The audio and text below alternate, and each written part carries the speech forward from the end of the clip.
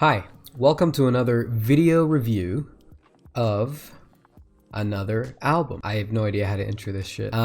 So this review is of Miley Cyrus's Plastic Hearts. Of course, you know who she is for one reason or another. Singer-songwriter, actress, record producer, performer, somebody who's had a relative presence in the cultural zeitgeist over the past 20 years or so, and with the basically overwhelming reception, whether negative or positive, towards her actions or performances, yada yada yada. But I'm gonna try to condense this review into being a somewhat of a music-oriented, like, it really is just about the album and my personal experiences with it and what I feel about it. So, of course, Plastic Hearts is the 7th studio album, if I'm seeing this correctly, from singer-songwriter Miley Cyrus. And the way I feel about it regarding where she comes from her earlier work, this feels like she's bringing herself to a more refined area of pop to sort of set herself at a consistent, comfortable artistic expression, and then try to move forward from there. Fucking shit. This type of pop really complements her earlier work in a way where it's contrasting rather than imposing itself onto it or just completely negating it. For example, Plastic Hearts, right after the intro, is such a progressive pop banger, and it has so much character, especially with those guitars near the end, especially in the first 2 tracks, where it immediately sets up a more atmospheric take on the idea of pop, at least from her own understanding and her own discography, and sort of establishing this motif of having these tracks not only be pop songs, but sort of have these this progressive, elongated quality. Most of these tracks have really refined characteristics that sort of indulges them in a larger spirit of the album. The album starts to unwind with a track like Angels Like You, which is almost like a pop R&B hybrid ballad type situation, a very unique sounding track. The nostalgic sounds imbued within the song sort of make it even sound a little retro. The production almost completely cleans itself up into a more modern feel, as if to prepare for the Dua Lipa feature, which comes a little bit like just right after, pretty much. The track sounds fine, really, the Dua Lipa feature track, but it just feels like the track spends a lot of time leading into a chorus, and the chorus isn't really that strong. It did grow on me over repetitive listens, and I found this album really, really enjoyable overall. But with this particular track, it just feels. I guess I feel like it's one of the more lukewarm ones, rather than the ones that were interesting or the ones that warranted a really, really close listen or an engaged and enjoyable experience.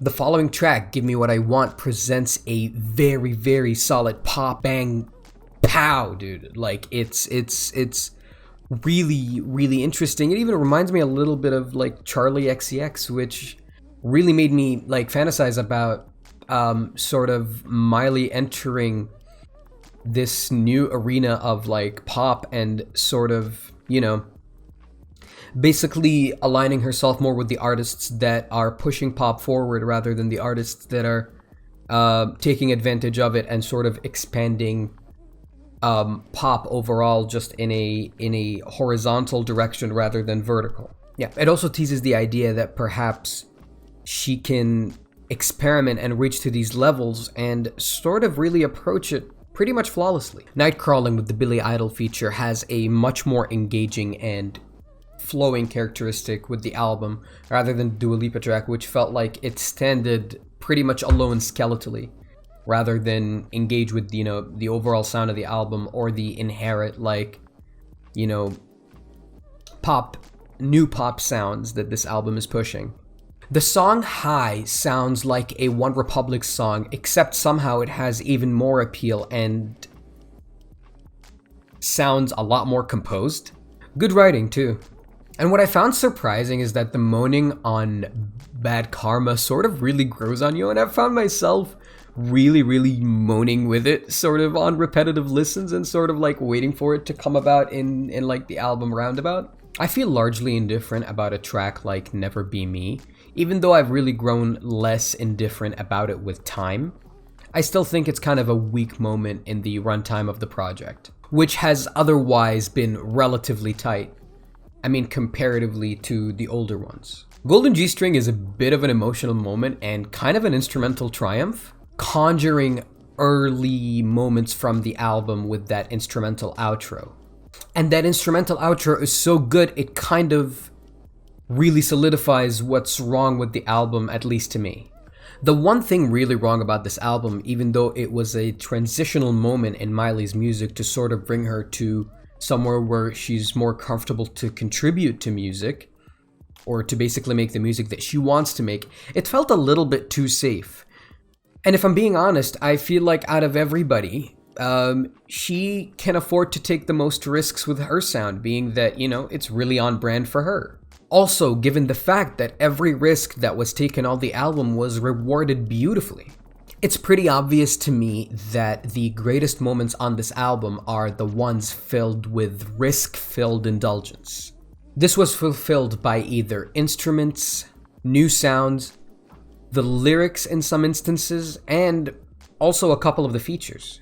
I've settled with this album for a little bit now, and things have sort of started to shift around. Angels Like You hit a lot more on the third and fourth listens, and it really contextualized itself in the entire album, and the album sort of really revealed itself to me as this really tight 12-track endeavor with 3 extra tracks at the end that I didn't really feel too strongly about, and if anything, I'd feel like they add absolutely nothing to the album. On repetitive listens, I guess when I knew what I expected, I started listening more intently, and it really felt like the stronger moments were making themselves more and more obvious,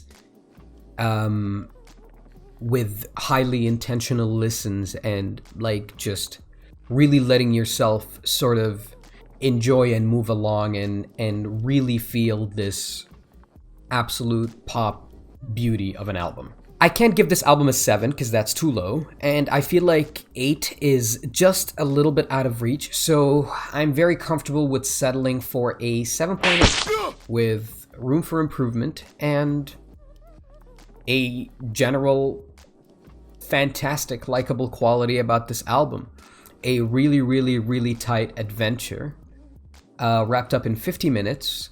Risky, not as risky as it could have been, but I really look forward to more, and I hope Miley continues to be more and more adventurous with her sound and just push it a little bit forward and, you know, just produce these pop bangers. Thanks so much for watching. I hope you enjoyed this video. Please remember to hit the subscribe button, which is right under or above the like button. I don't know, could you check for me? And check out these 2 other videos. I hope you like some of them, and please let me know if there's anything you'd like me to look into, review, give it repetitive listens, and sort of, impose my highly personal opinion onto you. So, let's keep it healthy in the chat, and I'll catch you next time. Peace.